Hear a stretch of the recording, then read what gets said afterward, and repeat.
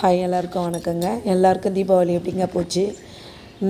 நான் இப்போ எதை பற்றி சொல்ல போகிறேன்னா, பல்லாவர சந்தை போனேன்னு சொல்லியிருந்தேன் இல்லைங்களா?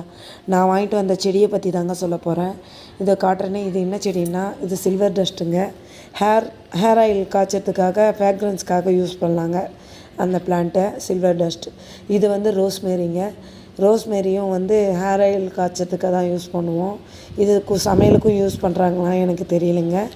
இதையும் ஒரு செடி வாங்கிட்டு வந்தேங்க. கூடவே ஒரு ரோஜாவும் கட்டிங்ஸ் கிடச்சிது, அதையும் சொருக்கி வச்சுருக்கேங்க. இது காஷ்மீர் ரோஸுன்னு சொல்லிகிட்டு இருந்தாங்க ஃப்ரெண்ட்ஸு சொன்னாங்க. சரி, இது எல்லா டைமும் பூத்துக்கிட்டே இருக்கும், அந்த செடி வாங்கினாங்க. அதுக்காக வாங்கி வச்சுருக்கேங்க. இதை பற்றி எனக்கு அனுபவம் சரியாக தெரியலைங்க. எப்படி பூக்குதுன்றதை பற்றி இனிமேல் தாங்க பார்க்கணும். இது கொய்யாங்க, பீட்ரூட் கொய்யா. இது பீட்ரூட் கலரில் காய்க்கும். இது ரொம்ப நல்லதுங்க.